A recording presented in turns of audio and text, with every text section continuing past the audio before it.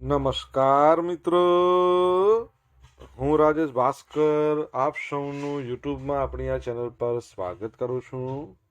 મિત્રો, આજે આપણે તારીખ 5મી ફેબ્રુઆરી 2026ના કેટલાક મોસ્ટ ઇમ્પોર્ટન્ટ કરંટ અફેર અને અગાઉની પરીક્ષામાં પૂછાયેલા કેટલાક ઇમ્પોર્ટન્ટ પ્રશ્નો વિશે ડિટેલમાં ચર્ચા કરીશું, જે આપને આવનારી પરીક્ષા માટે ખૂબ જ ઉપયોગી સાબિત થશે. તો મિત્રો, આપ આ ચર્ચા સાથે જોડાઈ રહેજો અને વિડીયોને પહેલેથી લઈને છેલ્લે સુધી પૂરેપૂરો જોવાનો આગ્રહ રાખજો. તો ચલો મિત્રો, શરૂ કરીએ. શરૂઆત કરતા પહેલા જણાવી દઉં કે જો તમારે આપણી આ યુટ્યુબ ચેનલને સબસ્ક્રાઇબ કરવાનું બાકી હોય તો ચેનલને સબસ્ક્રાઇબ કરજો, નોટિફિકેશન બેલ આઇકોનને પ્રેસ કરીને. અને જો તમને વિડીયો પસંદ આવે તો વિડીયોને લાઈક અવશ્ય કરજો. પરંતુ અત્યારે તમારે એક કામ કરવાનું છે. આ વિડીયોની લિંકને તમારા જેટલા પણ મિત્રો જેઓ કોમ્પિટિટિવ એક્ઝામની તૈયારી કરી રહ્યા છે એ બધા મિત્રો જોડે શેર કરી દો અત્યારે જ. ચલો તો શરૂઆત કરીએ. સૌપ્રથમ જોઈશું અગાઉની પરીક્ષામાં પૂછાયેલા બંધારણના પ્રશ્નો, જેના જવાબો તમારે મને કમેન્ટ બોક્સમાં લખીને જણાવવાના છે. વિડીયોના લાસ્ટમાં જ્યારે હું તમને આ દરેક પ્રશ્નનો જવાબ જણાવું ત્યારે તમારે ચેક કરવાનું છે કે તમે આપેલા પ્રશ્નો જવાબમાંથી કેટલા પ્રશ્નો જવાબ સાચા છે, અને જેટલા પણ પ્રશ્નો જવાબ સાચા હોય એનો આંકડો તમારે કમેન્ટમાં લખવાનો કે 10માંથી આટલા સાચા. ડેઇલી જીકે ટેસ્ટમાં આપણે રોજ 10 પ્રશ્નો પૂછે છે, એમાંથી 5 પ્રશ્નો બંધારણના હોય છે. બાકીના જે 5 પ્રશ્નો છે એ ભારતની ભૂગોળના છે. તો તમે તમારા આન્સર આપો નીચે કમેન્ટ બોક્સમાં, અને હું આજના કરંટ અફેરનો પ્રથમ પ્રશ્ન છે એની શરૂઆત કરું છું. પ્રથમ પ્રશ્ન છે કે મુખ્યમંત્રી ગ્રામોત્થાન યોજનાનો પ્રારંભ ગુજરાતના કયા જિલ્લામાંથી કરવામાં આવ્યો છે? તો જવાબ આવશે આણંદ જિલ્લામાંથી. તો ગુજરાત સરકારે ગામડાઓમાં શહેરો જેવી સુવિધાઓને પૂરી પાડવા માટે એક વિશાળ ગ્રામીણ વિકાસ અભિયાન છે એ શરૂ કર્યું છે. મુખ્યમંત્રી ભૂપેન્દ્ર પટેલ છે, એમણે આણંદ જિલ્લાના ભાદરણ ખાતેથી મુખ્યમંત્રી ગ્રામોત્થાન યોજનાનો રાજ્યવ્યાપી પ્રારંભ કરાવ્યો છે. યોજનાની જો મુખ્ય વિગતો જોઈએ ને મિત્રો, તો પ્રથમ તબક્કા હેઠળ શું કરશે કે તાલુકા મથક ધરાવતા જેટલા પણ ગામડાઓ છે, તો ટોટલ એવા 114 ગામડા છે. 114 ગામડાને આધુનિક માળખાગત સુવિધાઓથી સજ્જ કરવામાં આવશે. આધુનિક સુવિધાઓની વાત કરીએ તો ગામડાઓમાં પાકા રસ્તાઓ, અંડરગ્રાઉન્ડ ગટર લાઇન, સોલર સ્ટ્રીટ, ઈ ગ્રામ સેવાઓ, એના દ્વારા ડિજિટલ ગવર્નન્સ પૂરું પાડવામાં આવશે. પંચાયત ઇન્ફ્રાસ્ટ્રક્ચર રૂપિયા 663 કરોડના ખર્ચે 2666 ગ્રામ પંચાયતમાં ભવન તલાટી આવાસનું ખાતમુહૂર્ત કરવામાં આવ્યું છે. ભવિષ્યના વિસ્તરણની વાત કરીએ તો આગામી સમયમાં 10,000થી વધુ વસ્તી ધરાવતા તમામ ગામડાઓને આ યોજના હેઠળ આવરી લેવામાં આવશે. આણંદની વાત કરી છે, તમને ખબર છે આણંદ હવે મહાનગરપાલિકા બની ગયું છે. એનું ઓફિશિયલ નામ શું છે? તમને ખબર હોય તો કમેન્ટ બોક્સમાં લખીને જણાવજો.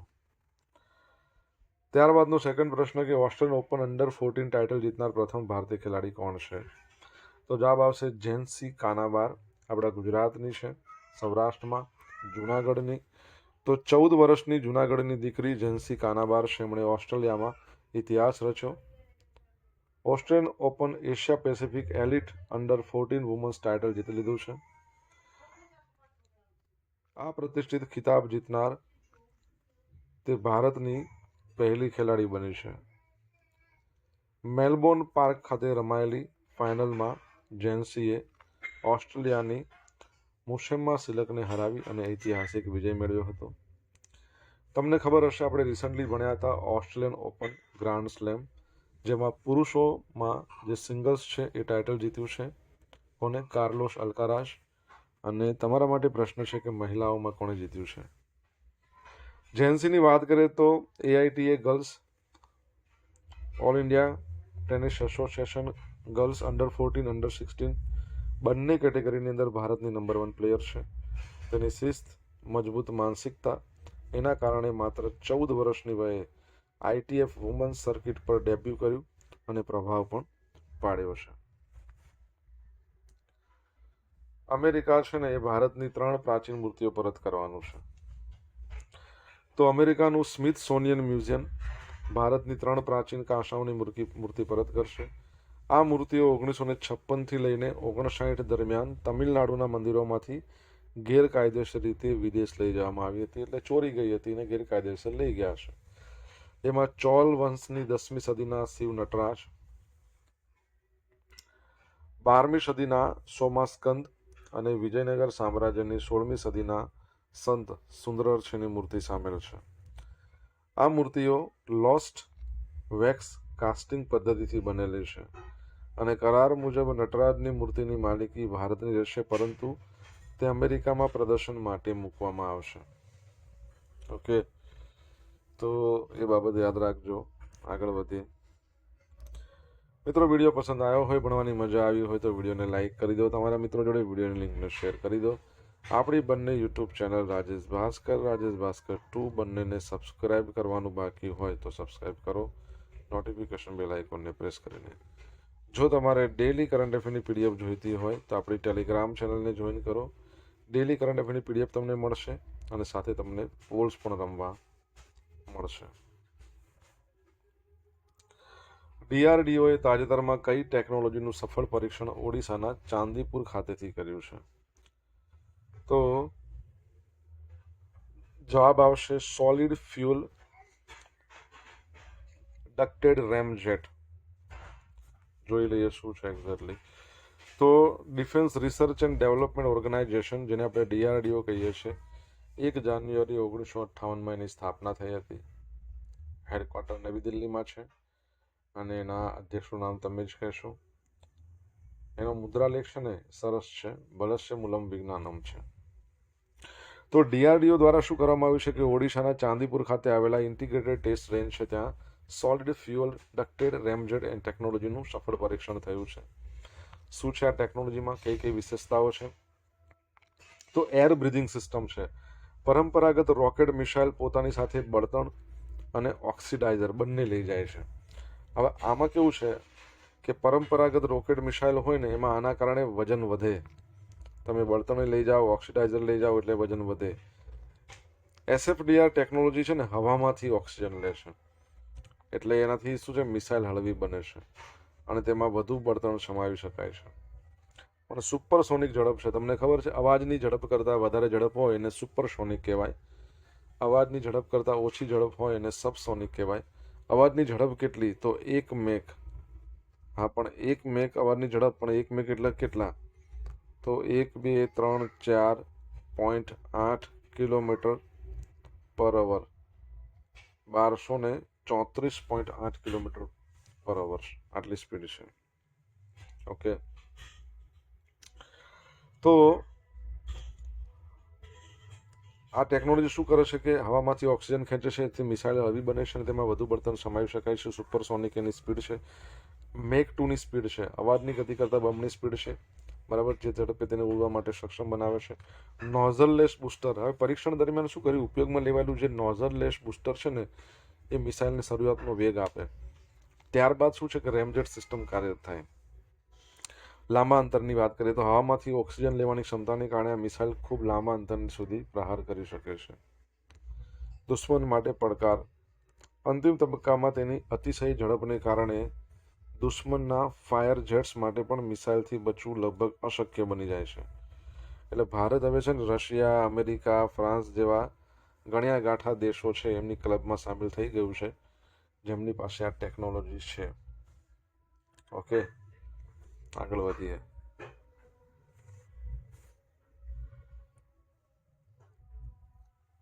પંજાબ પોલીસ દ્વારા ગેંગસ્ટરોના નેટવર્કને તોડવા માટે કયું ઓપરેશન શરૂ કરવામાં આવ્યું છે? તો ઓપરેશન પ્રહાર. તો પંજાબ સરકાર દ્વારા રાજ્યમાં સંગઠિત અપરાધ અને ગેંગસ્ટરવાદને જડમૂળથી ઉકેલી ફેંકવા માટે 72 કલાકનું ઓપરેશન પ્રહાર શરૂ કરવામાં આવ્યું હતું. આ અભિયાન છે ને ગેંગસ્ટર તહેવાર, એટલે આ અભિયાનનો એક મહત્વપૂર્ણ ભાગ કહી શકાય. કોણ છે આમાં મુખ્ય ટાર્ગેટ? તો જે ગુનેગારો વિદેશમાં બેસે છે અને નેટવર્ક ચલાવતા હોય, 60 જેટલા મુખ્ય ગેંગસ્ટરો અને તેમના ભારતમાં રહેલા સહયોગીઓ એના ટાર્ગેટ હતા. ટીમ. આ ઓપરેશનમાં 2000થી વધુ પોલીસ ટીમો, આશરે 12,000થી વધુ પોલીસ જવાનો તૈનાત કરવામાં આવ્યા હતા. મુખ્ય ઉદ્દેશ શું હતો? ગેંગસ્ટરોની નાણાકીય સહાય જે પણ આપે છે હોય છે, રહેવાની વ્યવસ્થા છે અને હથિયારોની સપ્લાય છે, એના નેટવર્કને સંપૂર્ણપણે તોડી પાડવું. ઓપરેશનના પરિણામો શું આવ્યા? 72 કલાકની અંદર 4,871 શંકાસ્પદ લોકોની પૂછતાછ કરવામાં આવી. 3,256 લોકોની સત્તાવાર ધરપકડ થઈ ગઈ. મુદ્દા માલની જપ્તી. પોલીસે 69 હથિયાર, 4.5 કિલો હેરોઇન, 10.5 કિલો અફીણ અને મોટી સંખ્યામાં ડ્રગ્સ એને જપ્ત કરી છે. ઓકે, જો તમને ખબર હોય તો પંજાબ દ્વારા સરહદ પારથી ડ્રગ્સની હેરફેર અટકાવવા માટે એક અભિયાન શરૂ કરવામાં આવ્યું હતું. શું નામ છે? તમને ખબર હોય તો તમે જણાવી શકો છો. હવે આમાં મદદ માટે હેલ્પલાઇન પણ છે, 93,946 એના પર તમે કોલ કરો તો નાગરિકોની માહિતી ગુપ્ત રહી શકે અને તમે ગેંગસ્ટરોની માહિતી પહોંચાડી શકો છો. ઓકે, ભારત અને કિર્ગિસ્તાનનો સંયુક્ત લશ્કરી અભ્યાસ ખંજર 13 આસામમાં યોજાશે. તો ભારત અને કિર્ગિસ્તાન વચ્ચે સંયુક્ત લશ્કરી અભ્યાસ ખંજરની 13મી આવૃત્તિ, કેટલામી? 13મી, 4 ફેબ્રુઆરીથી 7 ફેબ્રુઆરી દરમિયાન આસામના મિશામરી ખાતે યોજાવાની છે. આ વાર્ષિક અભ્યાસની અંદર ભારતની જે પ્રતિષ્ઠિત પેરાશૂટ રેજિમેન્ટ, કિર્ગિસ્તાનની સ્કોર્પિયન બ્રિગેડ એ પણ ભાગ લેશે. આ તાલીમનો મુખ્ય ઉદ્દેશ આતંકવાદ વિરોધી કામગીરી, શહેરી યુદ્ધ વોરફેર એટલે આવી બધી આધુનિક લશ્કરી જે પડકારી અને લડવા માટે બંને દેશોના વિશેષ દળોની કાર્યક્ષમતા વધારવાનો છે. આ અભ્યાસ છે યુનાઇટેડ નેશન્સના આદેશ હેઠળ હાથ ધરવામાં આવે છે. તમને ખબર છે કિર્ગિસ્તાન છે એને પોતાનું રાષ્ટ્રીય પ્રતીક જાહેર કર્યું? આપણે ભણ્યા હતા લગભગ 1.5 વર્ષ 1.5 વર્ષ પહેલાની વાત છે. કમેન્ટમાં જણાવો આન્સર આવડે તો.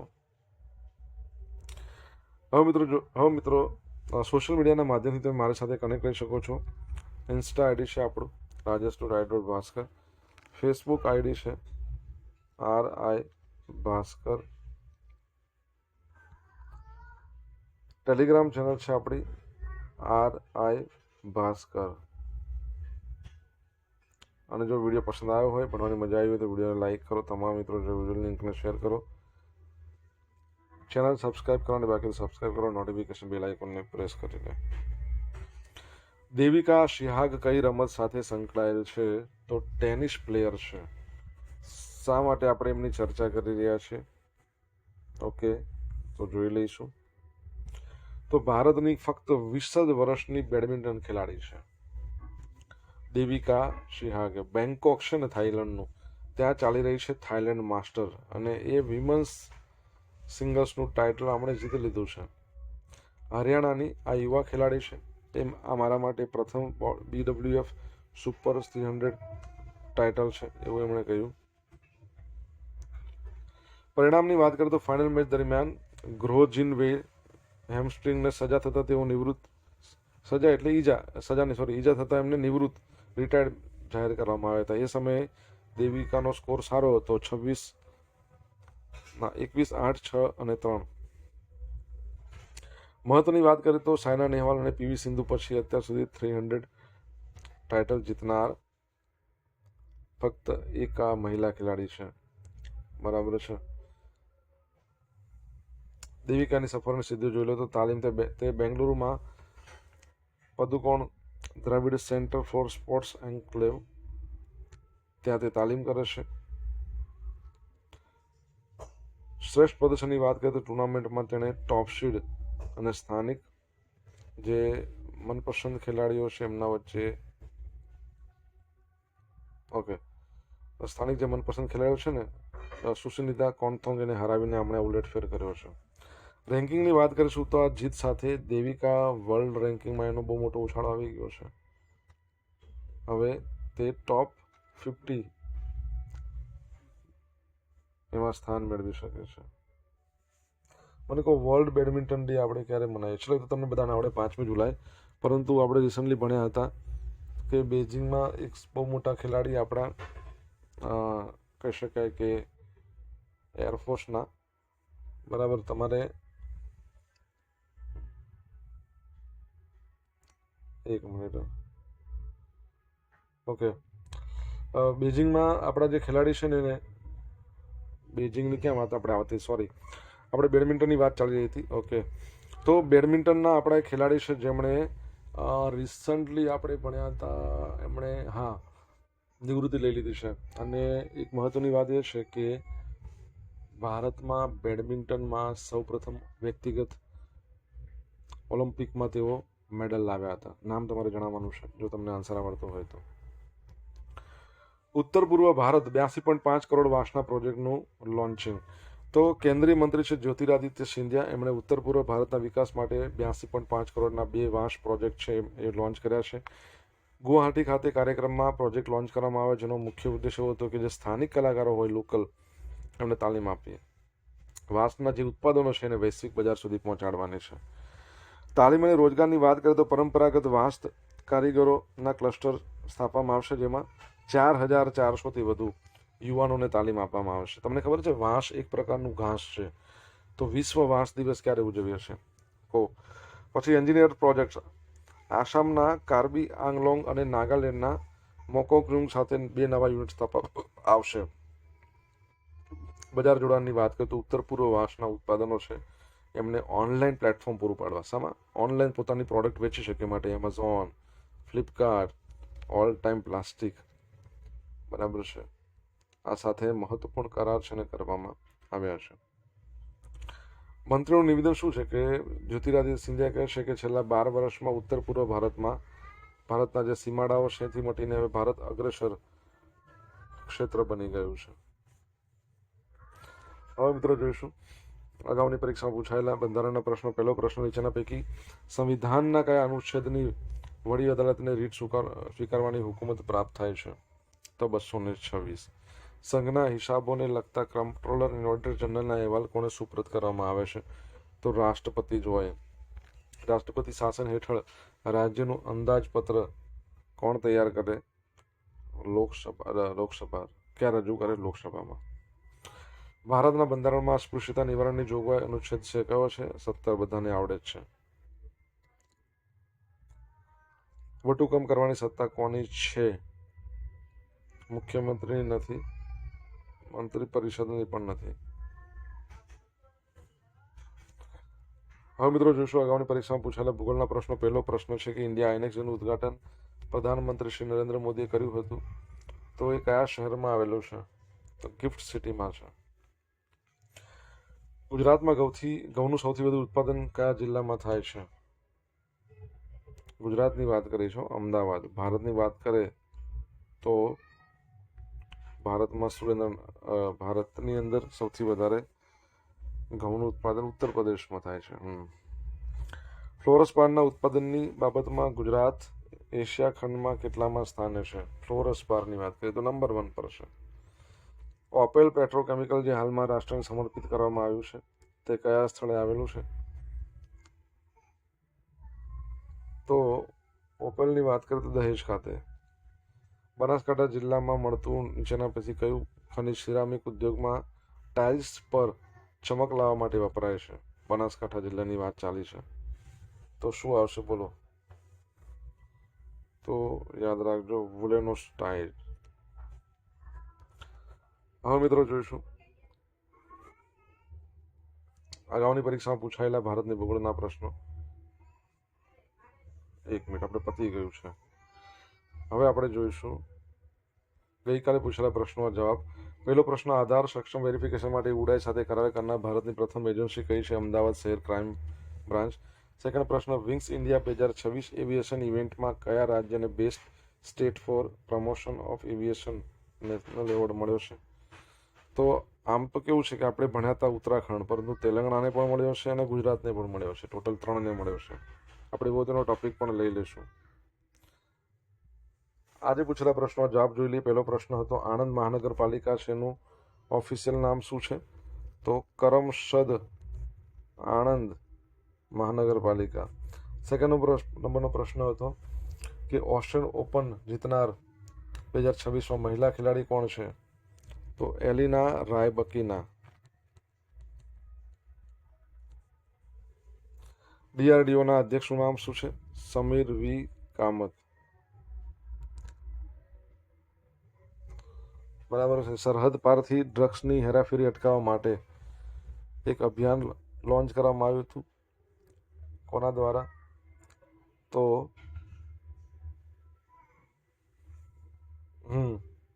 ઓકે, આની આપણે વાત કરી રહ્યા હતા. ઓકે, કરમસદ આણંદ આવી ગયું છે.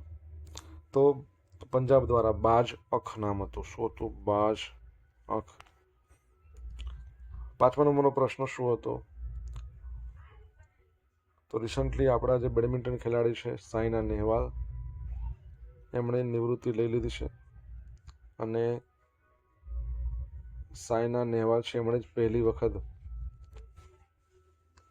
બેડમિન્ટનમાં બ્રોન્ઝ મેડલ લાવ્યા હતા. ત્યારબાદનો પ્રશ્ન શું છે? વિશ્વ વાંસ દિવસ ક્યારે મનાવીએ છીએ? 18મી સપ્ટેમ્બર. હવે મિત્રો જોઈશું ગઈકાલના કરંટ અફેરમાંથી પૂછેલા કેટલાક ઇમ્પોર્ટન્ટ પ્રશ્નો, જેના જવાબો તમારે કમેન્ટમાં લખવાના. પહેલો પ્રશ્ન: ભારતમાં નવી સાઇટ્સના ઉમેરા સાથે કુલ કેટલી રામસર સાઇટ છે? સેકન્ડ પ્રશ્ન: તાજેતરમાં કઈ સંસ્થાના સંશોધકોએ સૌર ચક્રની આગાહી કરવા માટે નવી પદ્ધતિ વિકસાવી છે? જવાબ આવડે તો કમેન્ટ બોક્સમાં લખીને જણાવજો. આ હતા આજના દિવસના કેટલાક મોસ્ટ ઇમ્પોર્ટન્ટ કરંટ અફેર. આ સાથે આપણે જોયું અગાઉની પરીક્ષામાં પૂછાયેલા કેટલાક ઇમ્પોર્ટન્ટ પ્રશ્નો એના જવાબોની સાથે.